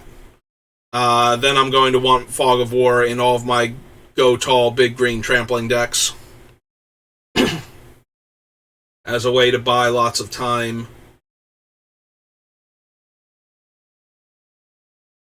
But yeah, that's going to be Fog of War.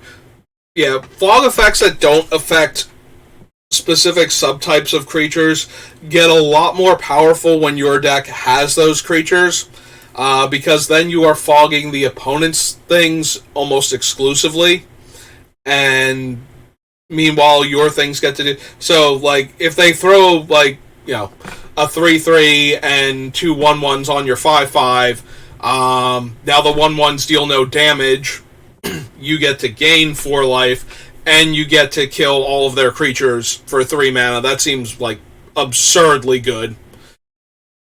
But if your opponent has, a bunch of 4/4s and whatnot, and you have a bunch of 4/4s and whatnot, then this card is just life gain, and that's usually terrible. You would never want to cast a spell that's 3 mana, gain 1 life for each creature in play. That seems, borderline unplayable, awful. Not even borderline, the fact that it has the other effect some of the time, is what pushes it back to being a borderline card. But when it's basically that, you don't want to be running it at all. That being said, I don't know that I would run this card normally. But then again, this is not an evaluation of, should you run the cards. Like I said at the top of this thing, this is just being aware of what can happen. So, if your opponent is in green and all of their dudes are huge, this might be a thing that you might have to worry about. Because when all their dudes are huge and your dudes are little, especially in games 2 and 3, this is the kind of card that's absolutely going to ruin you. So, you need to be aware of that. On one counter on target creature you control, it gains reach, trample, hexproof, and indestructible. So what did I say before about how white gets that effect? Sometimes blue gets the hexproof version, and green can also get the hexproof and indestructible version. Reach and trample. So on defense it can block flyers, on offense it gets through for damage. And hexproof and indestructible, so that removal spell, that combat trick, yeah. It's only +1/+1, but it is a counter, so that one you do have to be aware of. I like how it's sitting right next to Giant Growth, where if you're playing around this one, you might get absolutely ruined by this one instead.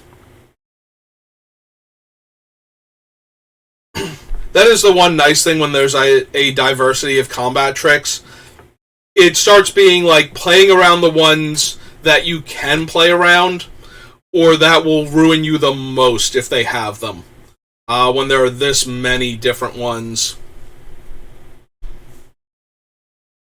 Or when there are 2 of them that are very different in what they're doing. Gaia's Gift, you kind of want to block their 3/3 with your 5/5. So that way it holds it off. You don't want to block their 3/3 with your 5/5 when it's Giant Growth. So Good luck with that one. Because you're going to be in that position a reasonable amount of the time, I feel like.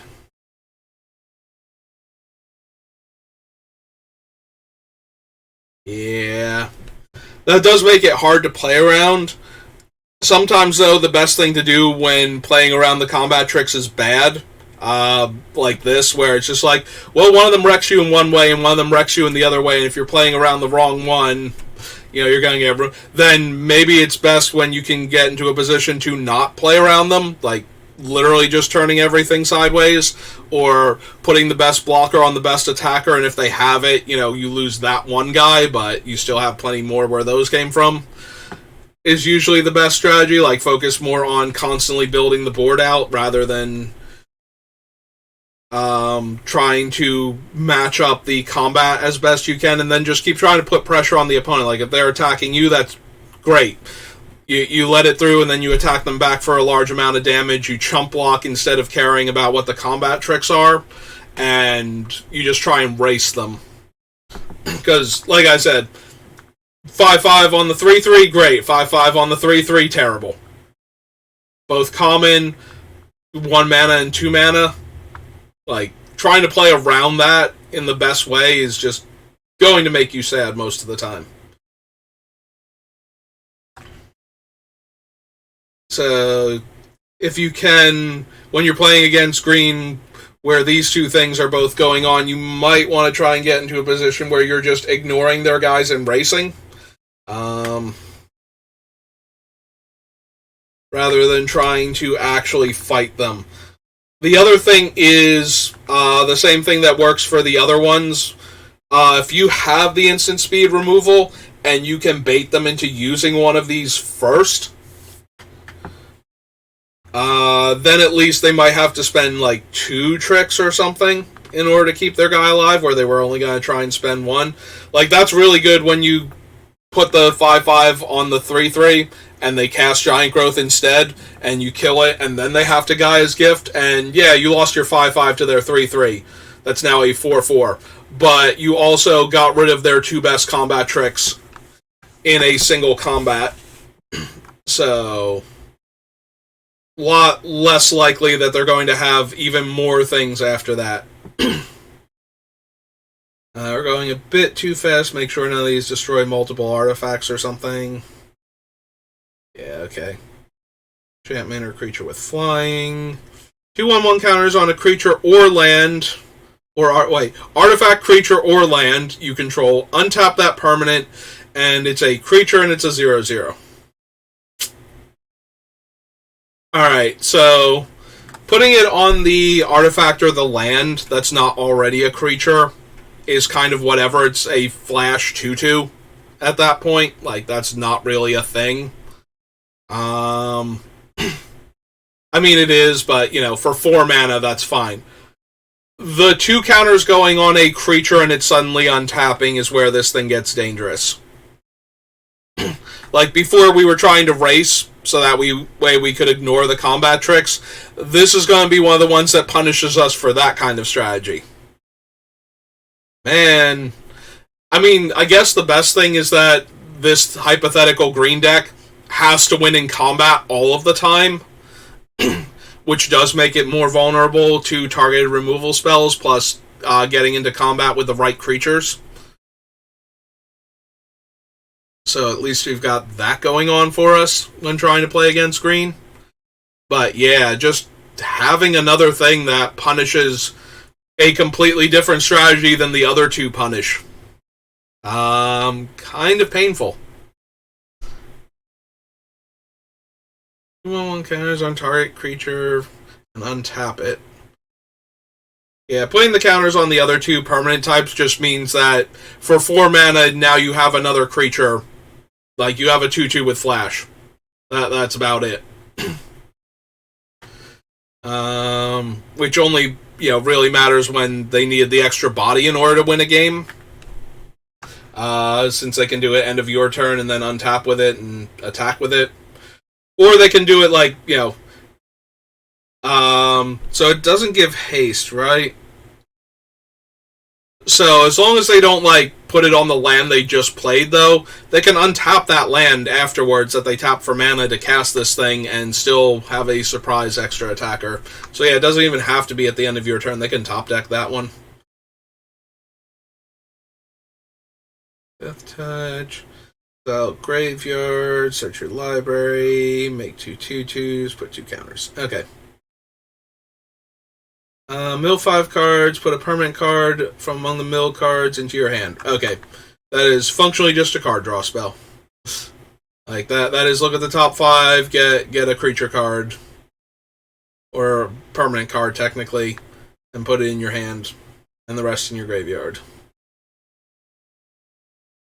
Its power, tap a its power. Dies, gain 2 life. Attacks. Sacrifices, make an XX as a sorcery and unearth.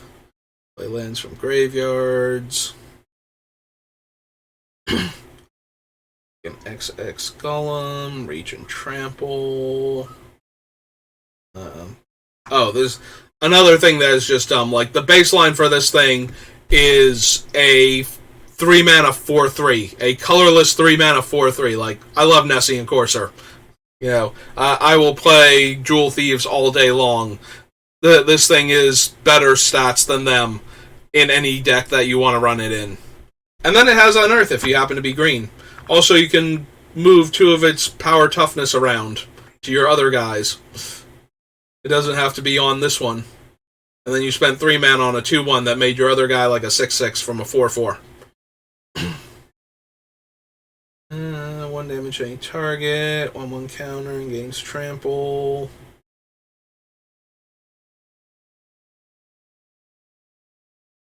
Add colorless. Yeah, add mana. 2 more cards this turn, gets +1/+0 menace.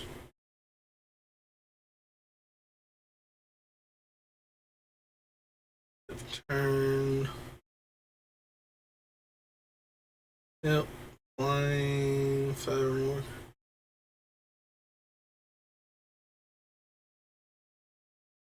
Effect. More creature with convert mana cost 3 from graveyard to the battlefield. Creatures +1 power. Artifact. So target non-land permanent opponent controls and all tokens that. Alright, so Legions to Ashes, very obviously a problem for the soldier token deck. Aside from that, it's just a good targeted removal spell at sorcery speed, but it will wrath your tokens if it manages to hit them. Notably, though, it only has the one target, so if you can get rid of your soldier that's being targeted before it resolves, you get to keep the rest of yours, but didn't pass anybody with flash, right?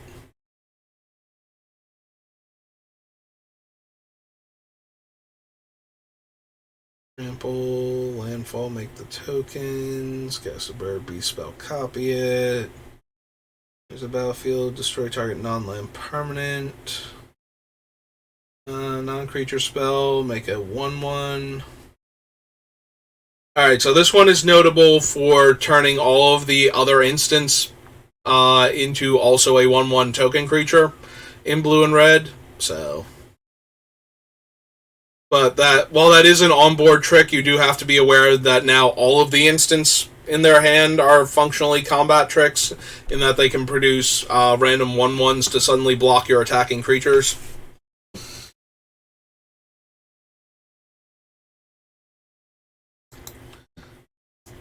So, if you thought your opponent was getting priority because they were holding an instant or sorcery and then they cast that guy, just remember that is also now a 1/1 on top of whatever it would have done. So even if it's not normally combat relevant.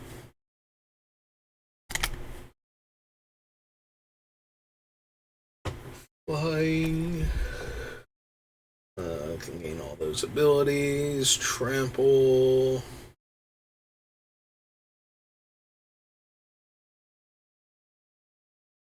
Refractor. Firebomb is a 1-drop with flash, 7-tap, sacrifice it, destroy target permanent. Yeah, the fact that this one has flash is more relevant to cards that have when you cast a non-creature or when an artifact comes into play.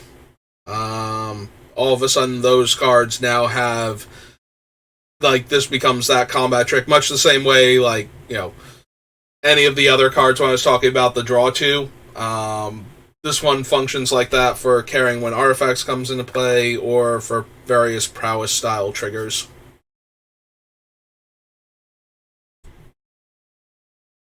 Like this thing, for example. If you cast a non-creature spell, it gets a 1/1 counter.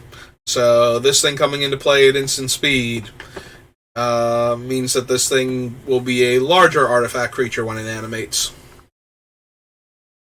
3 mana, 1/2 flash flying.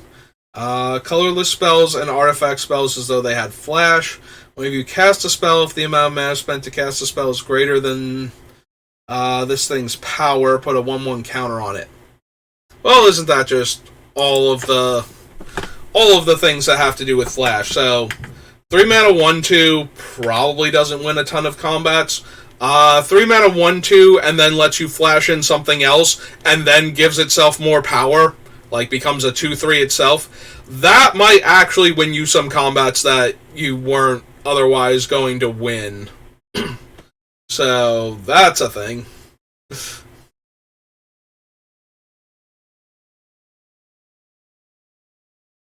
Hello, Agram Citizen. Right now, I'm just going over the... so whenever a new set comes out, I always do the pre-release, and then I usually try and play a bunch of Limited with the set, because I do enjoy Limited formats.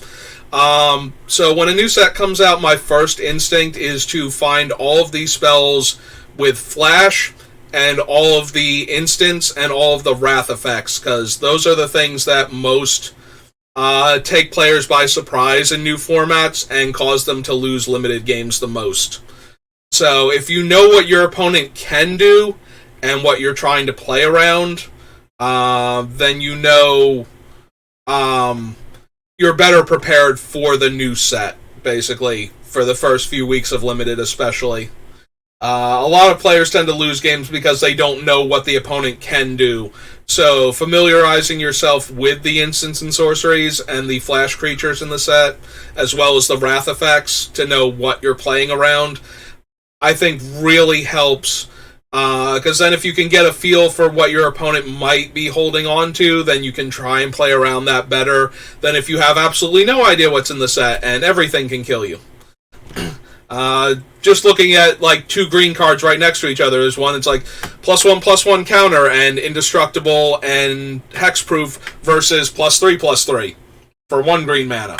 And, like, both of those can ruin you in combat in completely different ways in completely different situations if you don't. So, knowing that both of them exist, it's really hard to play around both at the same time, I was saying, because the power and toughness difference is too much a lot of the time, like, and the indestructible versus that also is problematic. Like, group blocking is better against giant growth because you can still kill the creature, but group blocking is terrible against the indestructible one because now you can't kill it and you still lose your guy. So yeah, I'm not really worried about the commander aspects right now for these cards.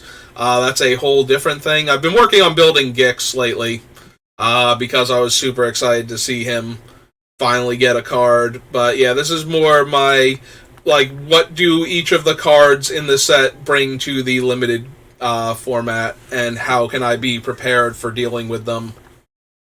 Which we are almost at the end of.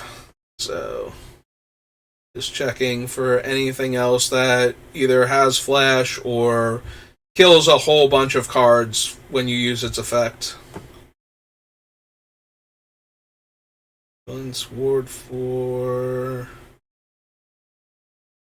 Flash supply drop enters the battlefield. Target creature you control gets +2/+2, and 4 tap, sacrifice it, draw a card.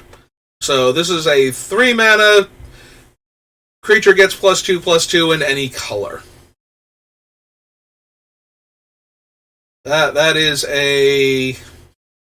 not a great combat trick, but weirdly, because of the colorless nature of it, also something that any deck can run.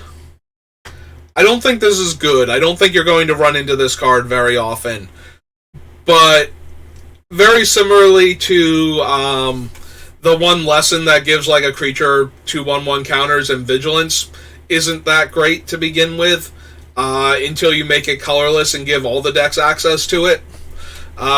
This one might show up because of that, and because you get to trade it in for a card later on, and you get any of the triggers. I would be more afraid of this card in a deck that has a lot of prowess type effects, where they're getting the benefit of casting a non-creature spell to begin with, or the benefit of having an artifact suddenly come into play. The fact that they get to draw a card later on when they don't have anything else to do with this just makes it that much more likely that they get a 2-for-1 off of it. I don't know, maybe this card is actually okay. Maybe this card is like C plus level, and I'm not giving it enough credit. Yeah, this is going to be one of those ones that I don't know if I am going to run this when the set first comes out. Maybe. I feel like if the deck actually has synergy with it, you're going to see it a lot more. I don't know that it's just good enough to run, though, but maybe. Anyway, 3 mana, +2/+2. One of the easier combat tricks to play around. +2/+2 is not a huge bonus. The downside is, of course, every deck can have this. You never know when you're supposed to be playing around it. I would fear it a lot more, though, when there are other cards that care. If my opponent is playing a bunch of when I cast a non-creature spell, or when an artifact comes into play, type effects, then I'm a lot more afraid of this card than I am if they are not doing that.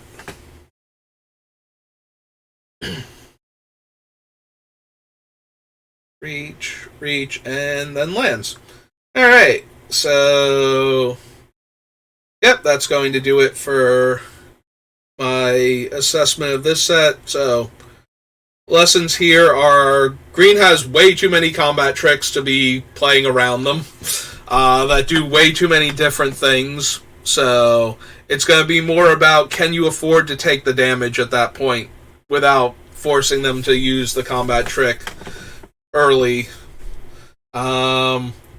White has a couple of okay ones, and they're all 1 mana tricks too, which is kind of unfortunate.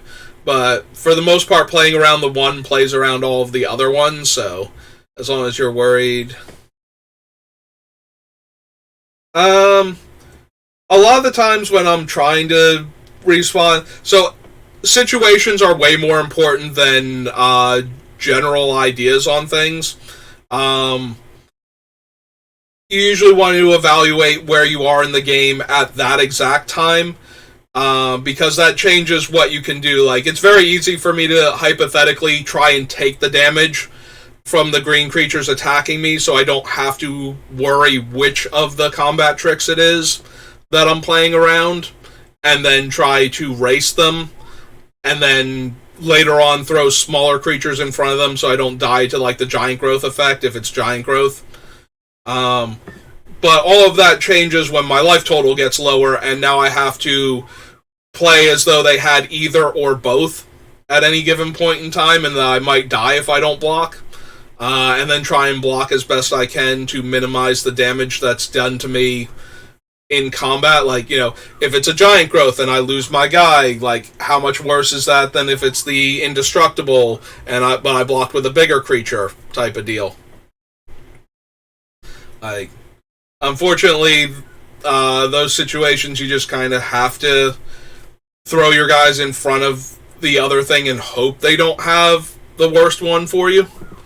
Fortunately, there's not a whole lot of mass pump in the set, and the one that we did see is kind of medium in the +2/+0 to the team, unlike Dominaria, where there were like 3 or 4 mass pump effects. There's also the Flash Soldier in the 7 mana mark for a board wide +1/+1, but I mean, I always do small tournaments sometimes. I used to do larger tournaments, but then the pandemic kind of shut those down for a while, and I did not have a computer that could handle doing arena at the time, so I wasn't able to do anything online. And unfortunately, a lot of the online events would require me to clear my weekend schedule, which work would not appreciate if I could not work any of the weekend days.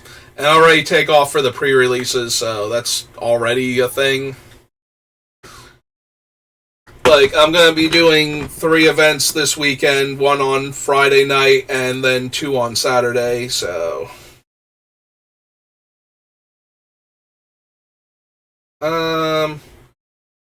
So when I go to, like, places where I know most of the people, and I don't really have to worry, I usually have, like, usually I'm going for a limited event, so I have, like, the sleeves that I need and whatnot. As for, like, other decks that I bring with me, I usually bring, like, a handful of commander decks, like, anywhere between, like, 6 and 10 of them, depending.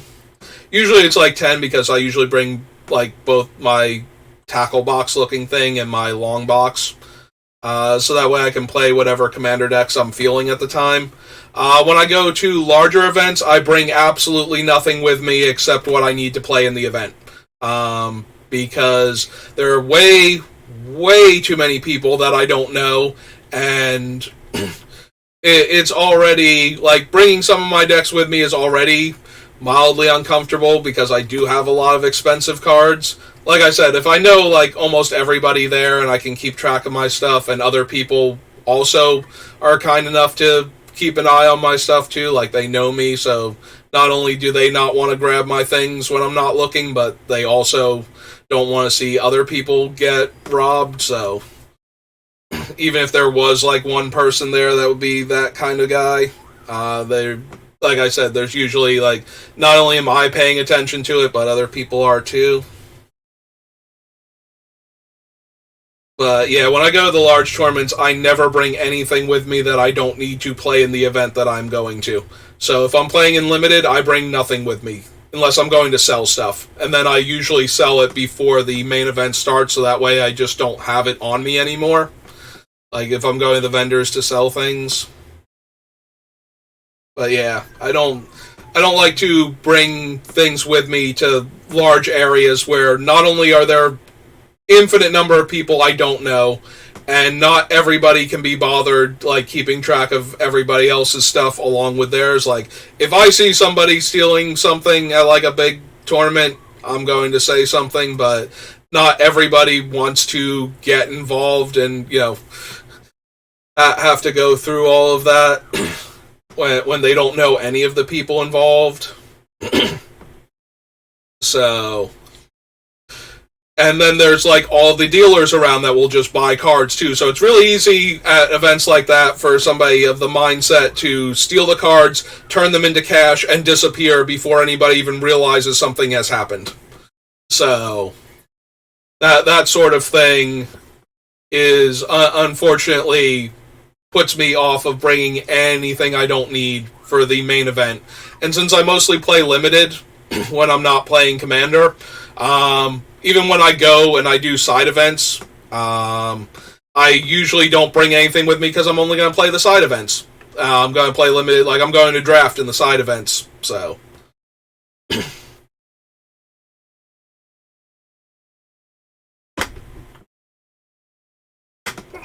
For different prices in cards, that can have... So... different sets, different conditions, different languages, like, all of those can affect the prices on cards, to the point where the exact same card can be very different in price depending foil, non-foil, what edition it's from. All of that kind of adds together to change the prices on things. For the most part, the original printing of the card is usually the most expensive version of it. And then foil and non-foil preferences. Languages depend on what language is popular. Like, most players want the cards in languages they can read. Collectors, though, sometimes go for the languages that get fewer cards printed in their language, or that people think are cool.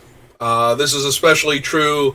People that speak multiple languages sometimes collect cards in their secondary language, just because they like the idea that they can kind of understand what the card says and other people can't. Players that like other cultures, they're like, Japanese cards have a lot of secondary market value because of the boom in popularity of Japanese culture, like, just in general in the past couple decades. That was really big in the early 2000s when anime was, like, really becoming a thing in America.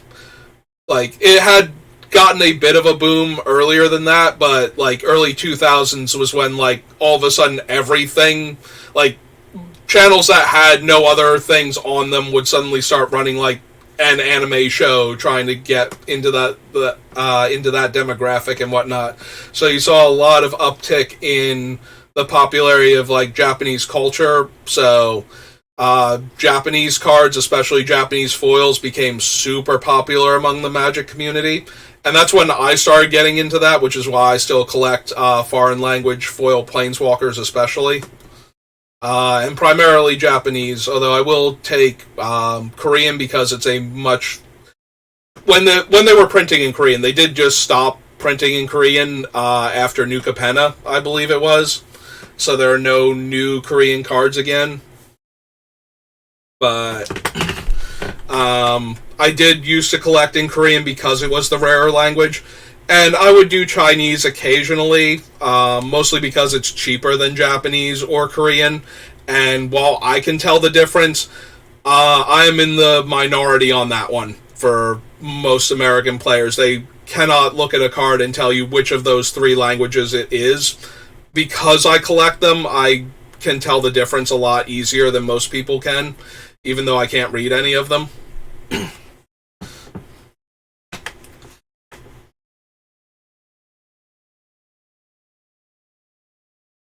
But yeah, so hey, it was good seeing again, Agram Citizen, but I'm actually starting to lose my voice a little bit.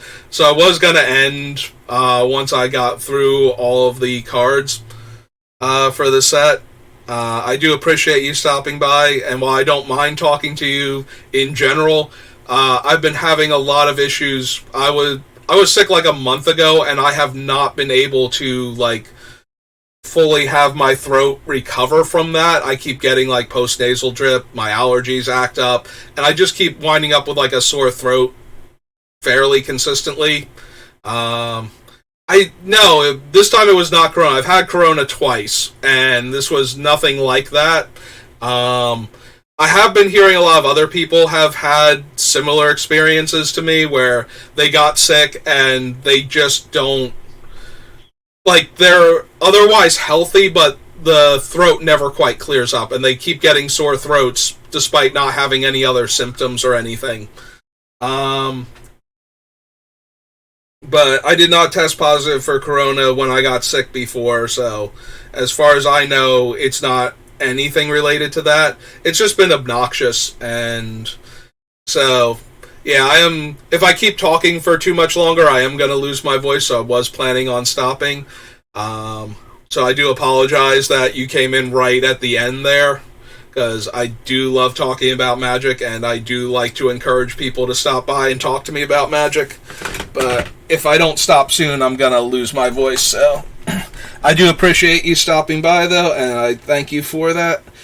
And to everybody else out there who's lurking or who watches this in the YouTubes, thank you for watching, and I will see you next time. Have a good rest of your day.